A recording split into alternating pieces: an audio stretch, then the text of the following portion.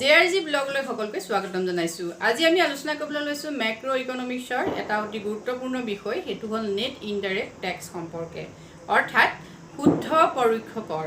এটা শুদ্ধ পৰোক্ষ কৰ বুলিলে আমি কি বুজো হেতু চাও যে net indirect tax is the difference between indirect tax and subsidies.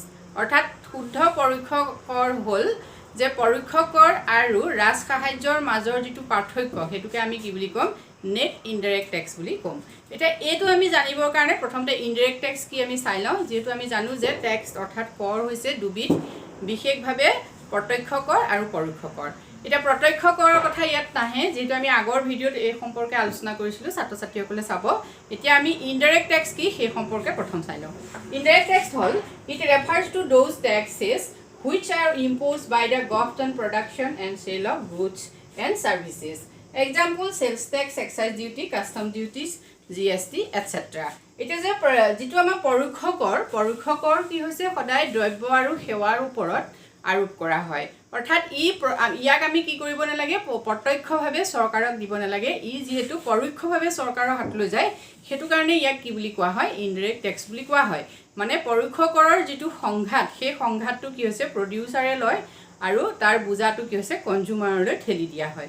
গতিকে ইয়াৰ বিভিন্ন ধৰণৰ উদাহৰণ আছে। বিশেষভাৱে আমি জানো যে বিক্ৰী কৰ, এক্সাইজ ডিউটি, কাষ্টম ডিউটি, ভেট ইত্যাদি। গতিকে এই গোটেইবিলাকক লগ খুৱাই বা এনেকুৱা ধৰণৰ 17বিধ কৰক লগ খুৱাই এটা নতুন কৰ ইতিমধ্যে চৰকাৰে গ্ৰহণ কৰিছিল। সেই নীতিটো সকলোৱে জানে, হেতু হল GST সম্পৰ্কেও আমি পুংখানুপুংখ আলোচনা কৰিছো। আজিৰ ভিডিঅ'ৰ ডেসক্ৰিপশন বক্সত আমি তাৰ লিংক দিম, ছাত্ৰ ছাত্ৰীসকলে GST সম্পৰ্কে চাই ল'ব পাৰিব। গতিকে GSTও এটা কি হৈছে গুডছ এণ্ড সাৰ্ভিস টেক্স, হেতু হল এটা ইনডাইৰেক্ট টেক্স। ইয়াৰ পিছত আহিলে subsidy. Subsidies refers to the financial assistance given by the government to an enterprise on the production of certain commodity. কিছুমান নিৰ্দিষ্ট দ্ৰব্য সামগ্ৰীৰ বাবে কি কৰে চৰকাৰে কিছুমান আৰ্থিক সাহায্য কিবা বিত্তীয় সাহায্য কি হয় প্ৰডিউচাৰক দিয়ে, মানে উৎপাদকক দিয়ে। সেইবিলাককে কি বুলি কোৱা হয় সাবসিডি বুলি কোৱা হয়, মানে ৰাজ সাহায্য বুলি কোৱা হয়। এতিয়া আমি দেখিছো যে ৰাজ সাহায্যত কি হৈছে, আমি বহুতে সেই কথাটো জানো যে ৰাজ সাহায্যত আমি বহুত বস্তু পাই থাকো। যেনেকৈ এতিয়া বহুতে কি হয় এটুকিয়া চাউল পায়, ঠিক তেনেকৈ আমি গেছ চিলিণ্ডাৰৰ যিটো প্ৰডাকশ্যন কষ্ট, প্ৰকৃত যিটো প্ৰডাকশ্যন কষ্ট হয়, সেইটোত আমি কিন্তু গেছ চিলিণ্ডাৰটো কেতিয়াও ক্ৰয় নকৰোঁ। আমি কি হৈছে সদায় ৰাজ সাহায্যযুক্ত গেছ চিলিণ্ডাৰ ক্ৰয় কৰোঁ। আৰু সেইটোৰ বাবে এতিয়া সেই যেতিয়া যেটো গেছৰ উৎপাদন, এতিয়া LPG উৎপাদনত যিমানটো খৰচ হয়, এটা চিলিণ্ডাৰত যিমান খৰচ হয় তাৰ এটা অংশ কি হৈছে চৰকাৰে প্ৰডিউচাৰক দি দিয়ে, আৰু সেইটোৱে হ'ল ৰাজ সাহায্য। সেইটো কাৰণে কি হয় প্ৰডিউচাৰজনে বা বিক্ৰেতাই কি হয় আমাক ৰাজ সাহায্যযুক্ত যেটো চিলিণ্ডাৰ সেইটো কম মূল্যত আমাক বিক্ৰী কৰে। আৰু সেইটো হ'ল চৰকাৰৰ এখন গণতান্ত্ৰিক চৰকাৰৰ জনকল্যাণমূলক সেইবিলাক আঁচনি।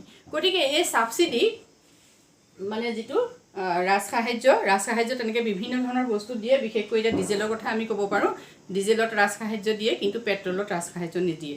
যিহেতু ডিজেলৰ দ্বাৰা কি হৈছে ফাৰ্মাৰবিলাকৰ এতিয়া ট্ৰেক্টৰ চলে ডিজেলৰ দ্বাৰা, বা বিভিন্ন আমাৰ ট্ৰেন্সপৰ্টেশ্যন যিবিলাক চৰকাৰী হয় সেইবিলাক গাড়ী সাধাৰণতে কি হয় ডিজেলৰ দ্বাৰা চলে, আৰু ডিজেল এখানে কি হয় সাবসিডি দিয়ে ডিজেলত। আৰু তেতিয়া কি হ'ব যে যিটো ভাড়া হ'ব, এতিয়া ভাড়াটো কম হ'ব বা সাধাৰণ জনতাই কি হৈছে সেই বস্তুটো ক্ৰয় কৰিবলৈ সুবিধা এটা পাব। ঠিক আছে, গতিকে ইনডাইৰেক্ট ট্যাক্স এণ্ড সাবসিডি এই দুইটা বিষয় আমি তেনে কি পাম নেট ইনডাইৰেক্ট ট্যাক্স পাম। নেক্সট এতিয়া আমি চাওঁ ফেক্টৰ কষ্ট এণ্ড মাৰ্কেট প্ৰাইজেছ। এতিয়া ফেক্টৰ কষ্ট মানে উপাদান ব্যয় আৰু মাৰ্কেট প্ৰাইচ, সেইটো হৈছে কি বজাৰ দৰ।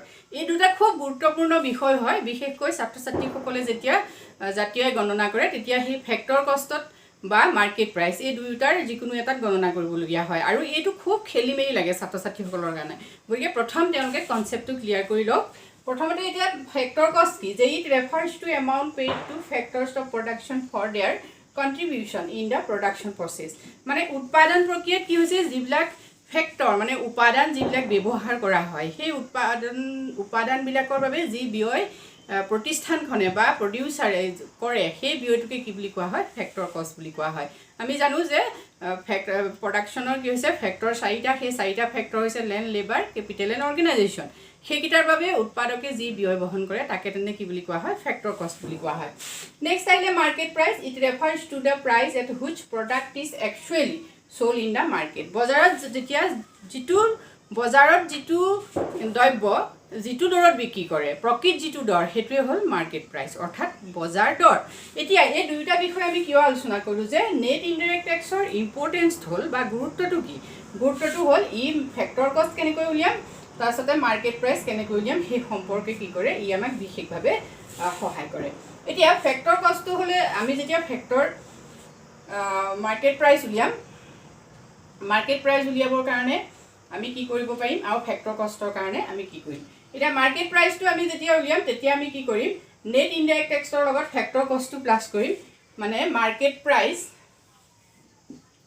এইটো হ'ল মাৰ্কেট প্ৰাইচ যেনিবা আমাক লাগে মাৰ্কেট প্ৰাইচ লাগিলে আমি কি কৰিম ফেক্টৰ কষ্ট প্লাছ নেট ইনডাইৰেক্ট টেক্স আমি এনেকৈ ইয়াক উলিয়াই ল'ব পাৰিম মানে বজাৰ দৰ উলিয়াবলৈ আমি সদায় কি কৰিম নেট ইনডাইৰেক্ট টেক্সক ইয়াৰ লগত যোগ কৰিম আকৌ তাৰমানে ইনক্লুড কৰিম আকৌ যদি আমি ফেক্টৰ কষ্ট উলিয়াওঁ ফেক্টৰ কষ্ট উলিয়াবলৈ আমি কি কৰিব লাগিব মাৰ্কেট প্ৰাইজৰ পৰা নেট ইনডাইৰেক্ট টেক্সটো আমি কি কৰিম বিয়োগ কৰিম মানে এইটো এক্সক্লুড কৰিম গতিকে এইটো হ'ল ইয়াৰ ইম্পৰ্টেঞ্চ হয় নিকুট পৰোক্ষ কৰৰ এইটো ইম্পৰ্টেঞ্চ এতিয়া ছাবচিডিজ আমি আৰু ইকনমিক এছিষ্টেঞ্চ বুলিও কয় ছাত্ৰ ছাত্ৰীসকলে এইটো মন কৰিব যে ইয়াৰ অন্য এটা নাম হ'ল কি ইকনমিক এছিষ্টেঞ্চ